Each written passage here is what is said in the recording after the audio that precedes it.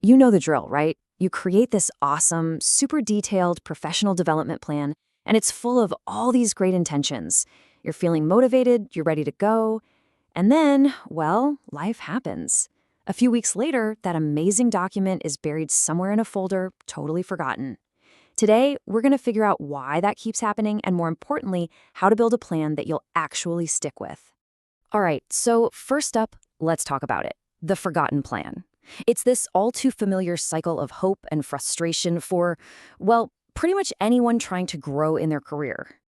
It's a crazy common experience, isn't it? You kick off the year with all this energy, but then the realities of your job just take over. Projects pivot, emergencies pop up, and suddenly that beautiful plan feels like just one more thing on your to-do list that you don't have time for. Seriously, even the most dedicated leaders see their plans fall by the wayside. But here's the thought. What if the problem isn't you? In that right there is the first big idea to really hold on to.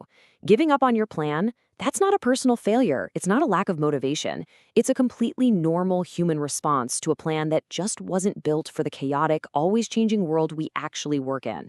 The plan failed you. You didn't fail the plan. So, this brings us to a really fundamental mind shift. If we want to make our development actually stick, we have got to stop thinking about it as some static document we write once a year. We need to start thinking of it as a living, breathing system. And this quote, it just nails it. A plan that you run is active. It's dynamic. It's something you're engaged with all the time. Think about it. It's not some dusty old map. It's your personal GPS, constantly recalculating the best route as the traffic and conditions change. Just that one shift in perspective, it can change everything. So what is it that makes a plan a living system? What's its DNA, you know? Well, it really comes down to three core principles that make it totally different from that old, static model. Let's break them down. So on one side, you have the old way, the traditional static document. It's linear, it's focused on content, and it's mostly based on opinions. But on the other side, you have the living system. It's cyclical, it's practice-based, and it's driven by actual real feedback. You can see right away which one is built to adapt and which one is basically built to break. Okay, the first principle is realizing that growth is messy. It's not a straight line. A living system works in a cycle. You plan, you act on it, you review how it went, and then you adjust. I mean, that's exactly how we learn naturally as adults, right? Through trial and error, reflection, and adapting, not by just blindly following some rigid script. Principle number 2 tackles a huge, huge problem in leadership development, actually using what you learn. We've all read the books, we go to the workshops, but so often that knowledge just doesn't make it into our real work. A practice-based system forces you to apply it. It's way less about just consuming more content and so much more about actively doing things differently in your day-to-day job. And finally, a living system runs on data, not just what someone thinks. By building continuous feedback right into the process, you can actually measure your growth. But maybe just as important, it makes the whole process feel psychologically safer.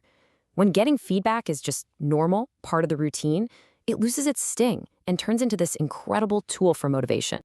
Okay, so we've got the principles, the what, but what about the how? How do we actually put this into practice without it becoming another overwhelming chore? The key is to find a sustainable rhythm, a cadence that makes development a manageable, consistent habit, not some massive once-a-year project. That rhythm is built around these really manageable 90-day cycles. Think of them like sprints, not a daunting year-long marathon. It's supported by short, weekly check-ins to keep you on track, and then periodic reviews to step back, reflect, and adjust your course. And, this part is crucial, it includes a sustainability layer. That's a built-in way to protect your time and energy so you can actually keep this thing going. So as we start to wrap up, let's bring all of this back to you. The whole point of this new approach isn't to create a more complicated plan.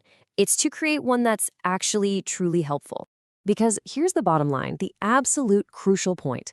A development plan's true value isn't measured when things are easy. It's measured when you're busy, when you're stressed, when you're completely overwhelmed. That is when a living system shows its worth. It doesn't ask more from you, it supports you in the real work of learning and growing, right in the middle of all the chaos. And that's the question I want to leave you with. Take a hard look at your own approach to growth. Is it a rigid document you wrote down once and just hope for the best? Or is it an active, adaptive system that you are running every single day? The answer to that could change everything.